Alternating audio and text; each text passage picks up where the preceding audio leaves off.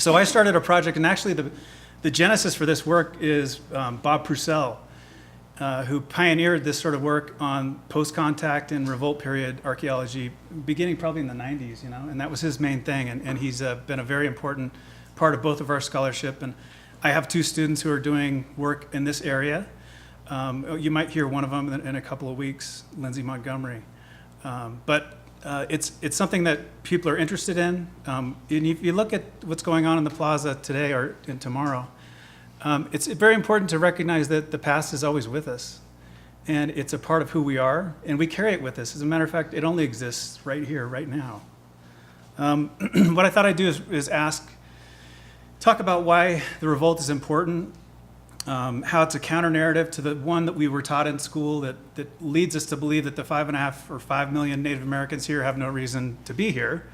Our numbers are about the same ethnically, even though Judaism is a religion, as Jews in America. There are about 6 million Jewish people in America.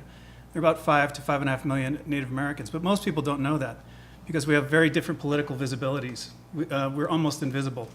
Part of the things that we do in my classes is I gotta get this started, is take the New York Times and measure the amount of space devoted to different nation states. And what you find out is that the Middle East looks like most of the map, Africa looks like a little teeny thing, and Native Americans in North America are a little teeny, they're barely mentioned, if at all, ever in 6 months. So that's part of a problem. Now, the other part of it is that people are very willing to defend these colonial narratives. And I don't want to minimize that because, those are the narratives that we choose to invest ourselves in are often at odds with one another. And that's what makes politics happen. That's what makes history interesting. So I became interested in the celebration of the fiesta, and I've been a few times. I've interviewed people, and I've seen it become more and more political. And I hope I didn't ask the wrong questions that made it more political. I don't think that I'm responsible for that. But here we go. I love reading this. This came out right after the book came out. Now, I bet that no one had read the book who sent me these mean emails. But it says, Stanford University professor Michael Wilcox has been getting hate mail from New Mexico. He's been called a fool and a clown, Dr. Jackass, and a tap-dancing moron. I always say, thanks, Mom, for writing that in. Only she knows that about me. So, a perpetrator of hateful propaganda, someone who deserves anything badly said about him. Now, I was stunned by these emails because I expected that most of the pushback about the revolt, the discussion of the revolt, would come from maybe Pueblo scholars or Pueblo people because they're very private about these things. Most of my field work was at Coccidia Pueblo. That's where Bob began his. And so I had an in that way, and I didn't have to do all the heavy lifting, the meeting with the tribal council that Bob had to do. But I was still very well aware that this is a different world and that different things were going on. So descendant communities are part of this story.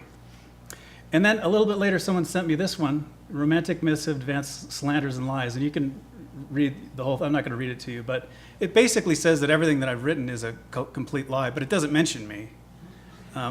It's very clever. I don't know who he is, but good writer. So I'm interested in the way that the past functions in contemporary American society. And does anyone recognize where this is from? Yes. Where is it? Yeah, American Museum of Natural History. If you see who's on the horse, Teddy Roosevelt. And there's a slave on one side and an Indian on the other. And we can't figure out if he's being pushed into the river or if they're leading him. Now it's funny, but it shows that the fact that this is not just a phenomenon of Hispanic society or Spanish society at all. It's part of our society as well. So my connection to this begins because my family is from Yuma, Arizona. I'm Yuma, I'm Quechan, my father's family is. And I knew for years and years that there had been advances into California that were thwarted by the people at Yuma. The Yuma Crossing was a very difficult place to cross the Colorado River. And so I began to do genealogical research, and I found out a bunch of different things about who lived there. And my father, his family grew up in East Los Angeles, Spanish-speaking household.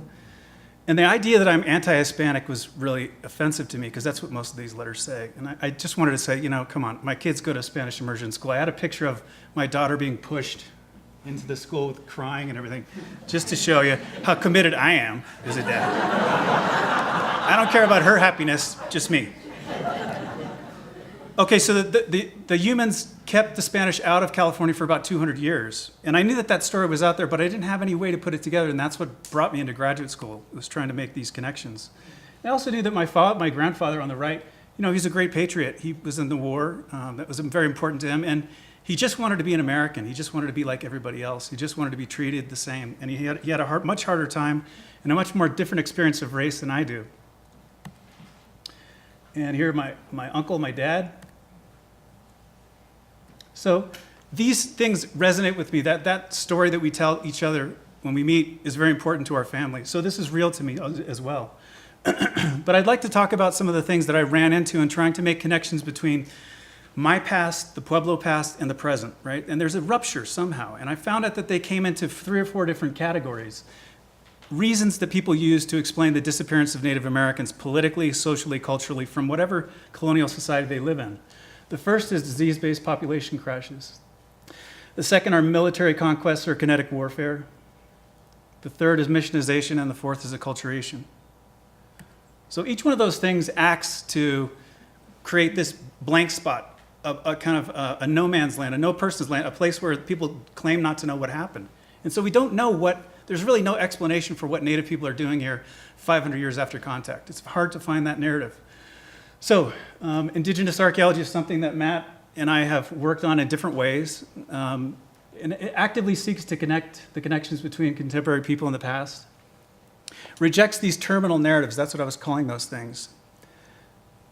And as potent and invisible dimensions of colonization. So the case I make in the book is that the story itself is really part of a conquest. You know what I mean? It's the ability to control your narrative makes your presence in the world different from other people's, right? Finally, it views colonization as an ongoing process, not an event. Okay, so where does this all come from? Now, I wasn't satisfied with this idea that Hispanic people or people from Spain were necessarily more bloodthirsty or rapacious or angry or lacked human dignity in the same way that they treated people differently. We have to remember a couple of things. The first is that it's the tensions between what happens to Native Americans and what happens to African slaves really put things into focus. That's not to say that there are equivalencies, but let me read you some figures. Between 1514 and 1866, about 10,148,000 Africans came to the New World. About 12 million by some people's estimates. Now, half of those people came after 1776, right? So in the age of enlightenment, in the age of freedom, in the age of democracy, we have an increase in the number of slaves imported into the Americas. And you should read a book by Grande called The Empire of Necessity that talks about a slave rebellion on a ship in the Pacific. It's fantastic. It's a great read. And it's based upon a journal that's connected to Herman Melville. Right? So where does this stuff come from? Where do we get this idea? Well, the Crusades, all the stuff, the documents that I looked at were from court testimonies, right? Written by people who were there, right? And in many cases, they would go to great lengths to explain why they are there to their superiors. Now, the interesting thing to remember, too, as historians, and I think about this sometimes, is that did this person who's writing this ever think that I was going to read it? I don't know. If you look at some of the stuff, it's true. It's possible that they didn't. They were internal documents.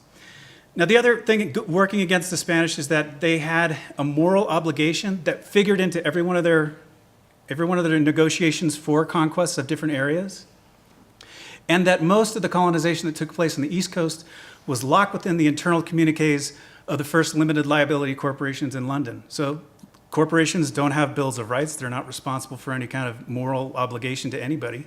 And you have a very different sense of what happened to Native peoples on the East Coast and the West Coast by looking at a map of contemporary tribal territories. So the Crusades established the rights of Christian and non-Christian, normally divergent peoples, barbarians, infidels, heathens. I think that I'm a heathen. or I was. I'm Catholic, actually. I'm very Catholic. I am. Or savages, and serves as the legal authority for colonization. Okay? So how do you have this mindset that allows one group to go into another person's land and take what they have from them? And it comes from this idea of moral, intellectual, and spiritual superiority, and that what you're delivering to people is really a form of salvation. Now, going back to this document, the book I told you about, the reason I said that is because life doesn't mean very much at that time for anybody. For anybody. Life is very cheap, right? There are accounts of slave ships where half the ship gets, this is in the book too, there's an epidemic that goes through the ship, they're going to lose money, the ship owner's going to lose money, and so he scuttles the boat with hundreds of slaves on it so he can collect the insurance on it. Now that wasn't out of the ordinary. That was a very important tactic that people used in the slave trade. One slave ship was equal in the value of money as the entire viceroy of the Americas. Okay, so we're talking about tens of thousands of dollars, right? And so I'm going to talk about the Pueblos in general, and hopefully Matt can fill in some of the blanks as we go along. Okay, so this is a terrible slide I paid a lot of money for. I saw this really cool plate in a book, and it showed, the Americas it has down here on the right. See that thing that looks like a volcano with a flag sticking out? Okay, that's Mexico City. Go north and then left, that's Zuni, right? If you go to the left, far left, you see Saipan, that's Japan. So this is from that time period. So people didn't really know what they were going to run into. But we know about the story of Estevanico and Cabeza de Vaca and their journey back from what's now Tampa Bay into Mexico City, where they tell them about these rich cities. Now, here's the problem. As the silver mines in northern Mexico are exhausted and they run out of labor, a lot of the labor comes from native peoples. And there's a great book by the guy, UC Davis. It's called something slavery. The Other Slavery. It just came out. And he talks about this. So this is not an idea that just comes from me. All of the areas in gray are places where the Spanish ran into intense rebellions. And interestingly enough, most of the things that people were angry about was the loss of their religion and being forbidden to practice their religious practices. Right? So you can look, you see 1529, the Mixtone Rebellion. It's a pan-Indian rebellion, which is how I characterize the Pueblo Revolt. The Chichimeca Rebellion lasts from 1550 to 1590, and people still say it never really ended. The Akashi Rebellion, 1601, Shishime Rebellion, 1609, Tepehuan Rebellion, 1616 to 1620, and the Tarahumara Revolts from 1580 to 1710. Finally, Toboso, Salinero, and Concho Revolts, 1664 to 1652. So as they move into these areas, one of the ways the Spanish move and they look for labor, one of the ways that they can get labor is by provoking interactions and attacks on villages. If you're a native person and you raise arms against a Spanish person, it's the equivalent of raising your arm against Christ. That's legally how it was interpreted. And if you did that, you were subject to what's called a just war, a war of fire and blood. Now, these were ancient things that come out of Roman law, so the Spanish didn't come up with this stuff on their own. The war of fire and blood comes out of Augustine. And Augustine is asked what to do about these rebellious kind of sects of Christianity in northern Africa. And he comes up with this just war theory, and that's the same legal construct that allows people to morally indemnify themselves from the violence that they're going to do. Okay, so that's the trick. That's how it happens, and that's what happens in warfare today. Okay, so in 1520, the Aztec capital falls. There's no bullion. There's massive inflation in Mexico because they flooded the entire economy with silver, and we know what happens when there's too much cash chasing too little goods, prices go up. But at that time, there's no modern sense of what economics is. There's no theory. There's no psychology. There's just religion. And there's no anthropology for sure. Now, this is what they were looking for when they ran out of silver in Mexico. And I'm sorry, I don't have a better picture. And this one is Matt from the Valley of Teotihuacan. And you can see that this is the size of architecture that they thought was up north, is demonstrated by those maps. And this is what they found at Zuni. Now you can imagine that they were upset about this, and they thought that they were being lied to. And the priest who's there, he's actually excoriated. And I think that it's not talked about, but he kind of melts out of the picture during Coronado's expedition in 1540, because he had told them that he'd seen this giant city that was tan grande que Mexico City, right? And that's been interpreted as great as or as big as. Take your pick. But he never saw it. That's pretty clear. And he did send up an emissary who was murdered at Zuni for interrupting a ceremony at that time. And I've actually seen where that person is buried. So these are students who went to this Oñate statue that's right across from what Pueblo? There you go. Okay, so that's a little bit of a poke in the eye, if you ask me. And what I want to say is that this narrative continues to be very, very important to people today. And I'm not denigrating that. I'm not saying that it's not real. I'm just saying that people have different stories, and this one is important. I describe what Hispanos have as an identity in New Mexico as being kind of like Spain has a spaceship. And in 1540, 1519, 1520, they send out this thing over to the Americas, and it lands in New Mexico. And it brings, so the people who live there carry with them a kind of nationalism, a kind of pride, a kind of sensibility of people from Spain at that time, which is sort of why people are very strident about nationalism and their identities. It makes sense, you know. People who come here often, who speak Spanish from another part of the world, go, "What is that? I don't understand." It's very flowery kind of language. It's very elaborate and poetic, right? Okay. So what I did is I went back and looked through all the documents I could find, and you can see that 1, 2, 3, 4, 5, 6, 7, 8, 9, 10, 11, 12, 13 times the Pueblos were, as people moved out of those rebellious areas into areas that they thought were more peaceful. When the Spanish chase everybody away, they keep going further and further north until they've hit the Pueblos, right? And this is what happens. Each one of the people, each one of the expeditions is unaware of or has only heard faintly of what the one that went before them. Some are not even aware of them at all, right? So what they do is they use the tactics of the day, which is to intimidate people into doing what they want. And in the book, you can read about what that meant. It meant we have to scare these people or else they're not going to do what we want them to do. So one of the things that happens during Coronado's expedition, and I think that's probably the most destructive one for a number of reasons that connect to the revolt. The first is that it looks like Coronado is incapacitated at Zuni. Somebody hits him in the head with something, because after that point in time, either a stone was thrown at his head, but he kind of fades out from being a person, a figure of importance, a figure of authority. And his subordinates kind of take over, and they kind of go a little bit nuts because they're worried that they're being lied to about the presence of these big cities, right? We've all heard that story. So one of the things that Coronado wanted to do was to pacify these different areas. And if you can imagine being on a horse, going all the way from Mexico City, all the way up to this area here. And how do you know when you're there? That's what I mean, where's there? Where's the next place? Is there a better place, right? So you can see that there's an air of disappointment. And each one of these expeditions led to internal strife where people just said, this is it, we're leaving. There's nothing here. There's no way you can sustain us here.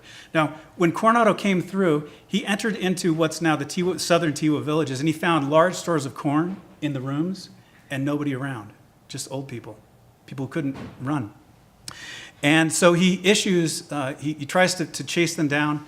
And eventually, it turns into wintertime and it becomes very, very cold. And at a couple of pueblos called Arenal and Mojo that are down in Albuquerque today, there were a series of very, very violent and destructive confrontations between the Tiwas and the Spanish. Now, when I say Spanish, I'm not talking about people from Spain always necessarily, because they brought with them people from Mexico, the Valley of Mexico.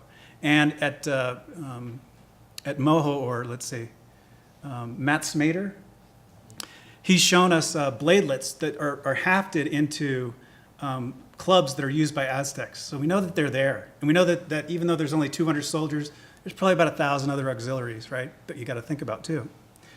So that's that part of the story. Now, how do we get people to come up here and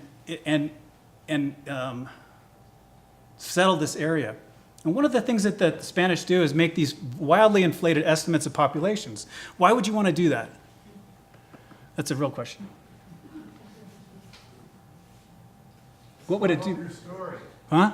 Pump up your story. Yeah, sure. It could make you sound more valorous as a soldier. It could make it seem like these places had to be self-sustaining economically. It could make it seem like this is a good bet. What is going on here? I hate people who do this. I was on a roll too. Okay. So if you look at 1539, 1560, okay, 1539 is the earliest one. That's Estevanico. Then you have 1560. That's when they get, or 1560. I think Coronado also said about 100,000. 1560, it drops down. It drops down because people are finally trying to live closer and closer to Pueblo people. And they're realizing that there really aren't that many here. Not as many as they've been advertising. Finally, 1583. That's one expedition, right?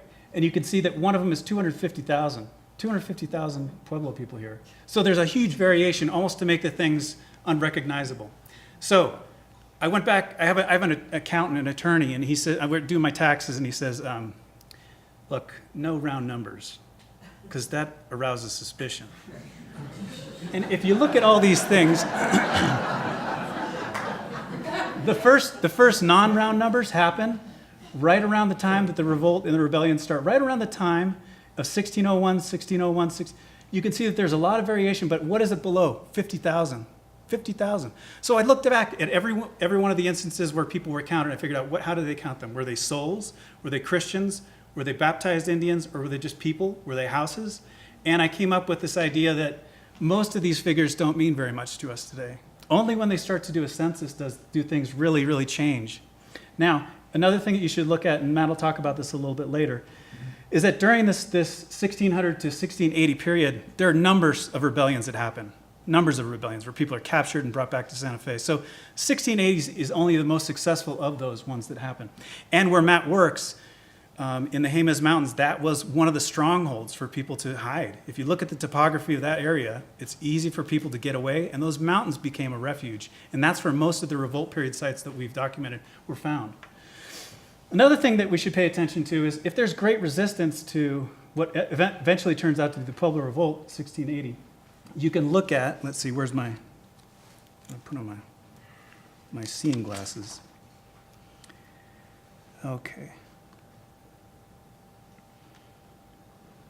Okay, so in 1638, the estimate was 40,000.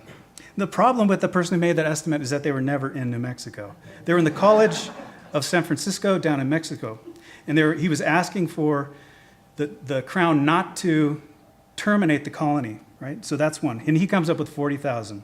And then he talks about an epidemic, and that's something that we can talk about later that didn't really, I don't think ever really happened.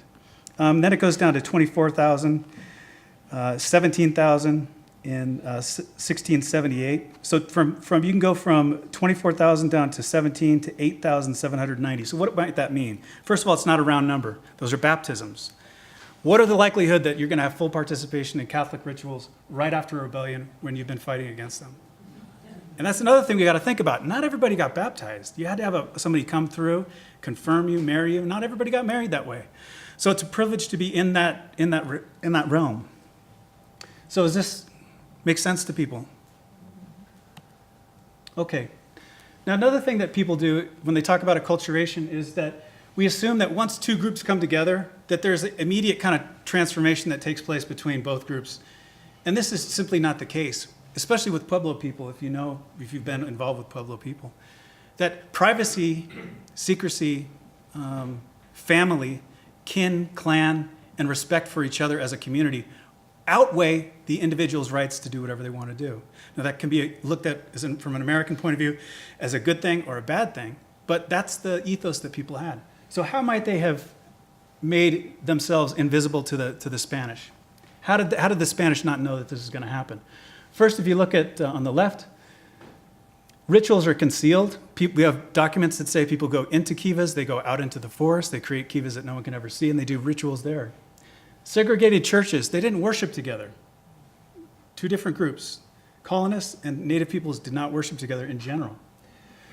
Oral history, songs, and rituals are performed in an indigenous language. Now, I always talk about this. People who lived in New Mexico at that time were probably here for less than, sometimes between 5 in 10 years, sometimes 3 to 5 years, sometimes only a period of months, and some for much longer. But the idea that you could learn all the 19 different Pueblos dialects, I just don't. I've been taking Spanish for, I don't know, 20 years, and I'm terrible. And I have all the books. I have everything that I need. I have teachers. I have everything. So the idea that you could have complete penetration of what people are thinking at any given time is probably not true. It's not really the right way to look at things. Finally, household speech. Women in homes controlled the education of kids. They taught them how to speak their languages. That's something that's very different. Inaccessible. So for the Spanish segregated churches, church bureaucracy, no native person was allowed to become a priest until very, very late in the colonial period, and I don't think there were very many, if any. But it was against the law for Indians in many cases during this early period to learn how to read. And you'll find that there are many inquisitions about native people performing masses in Latin. Okay? Masses are performed in the sacred language of Latin, so that's another barrier that they had. So they have Spanish as a language, they have Latin as a sacred language. And written documents, that's another big thing. Native people couldn't read what was being written about them. So, go back to the middle, you look at religion. Rituals are performed for Pueblo people. And for Catholics, there's an aggressive evangelism. It's a militarized version of Jesus. It just is. It's a very, very hard-edged version of conversion. People were not really concerned about what happens inside. And there's a belief that once the Franciscans reached a certain number of converts, I think it was either 500,000 or 500,000, that Jesus would come back again. So they did mass baptisms where people didn't really know what was happening to them at all. They probably wouldn't have. You could look at the way that the Spanish viewed the economics. You could look at trade. There's an assumption of a market economy. That means I buy this, you give me this, right? For the Pueblo people, it's a tribute-based economy. I give you this, you owe me this, right? It's my way of showing power. It's not a way of showing weakness. If I give you something that's so valuable and difficult to make, takes a lot of labor, I'm not showing you that I think you're a god. I'm showing you that I expect you to reciprocate in kind.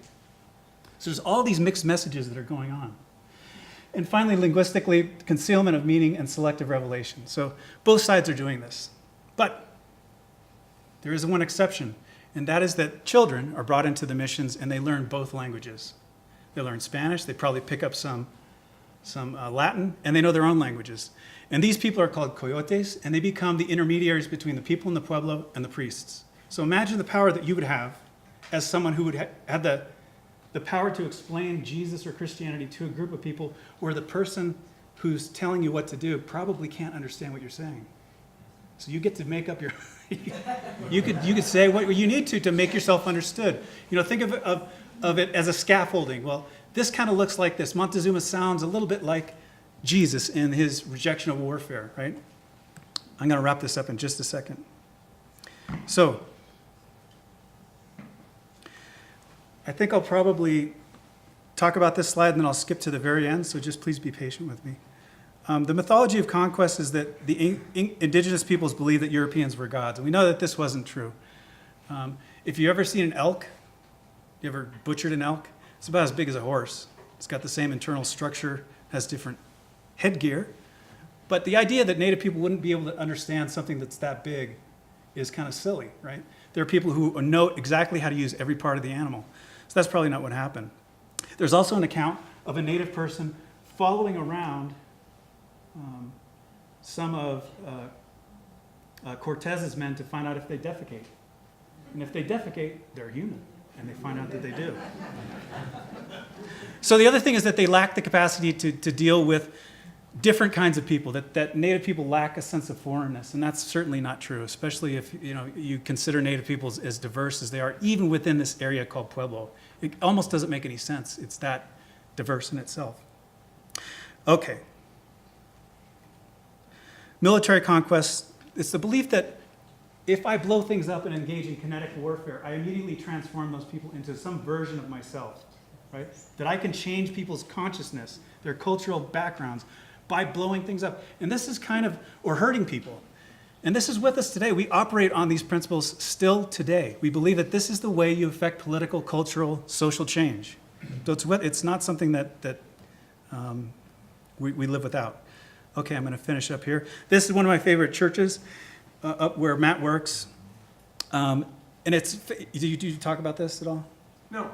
Okay, well, one of the things that happens is the priests come up to this area, and there are not very many of them, and they build a church, and they go back to Santa Fe, and they come back and the thing's taken apart. And this happens how many times? At least 3. At least 3 times.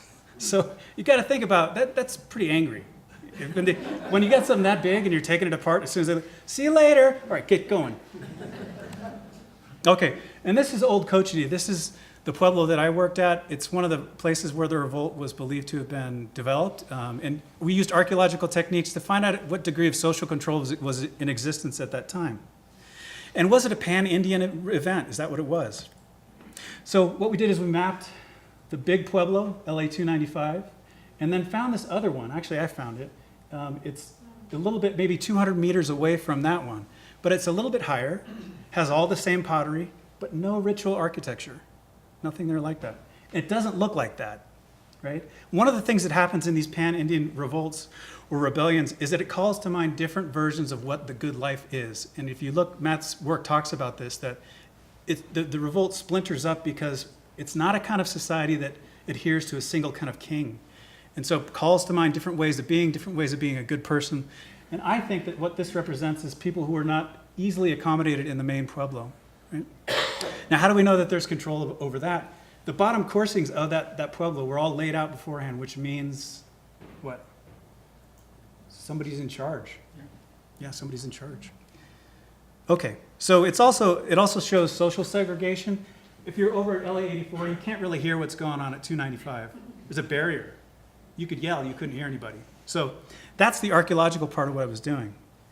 That you can see social segregation and that migrations away from the Spanish and their desire to live on top of these mesas represents the imposition of a social boundary, right? Use geography to create distance so that these people will leave us alone. And that's why I think the revolt is so important for us. I think what I'll do now is just go to these are really pretty pictures. Oh, I didn't get to thank everybody. There we are. Yeah, thank you. Thank you very much.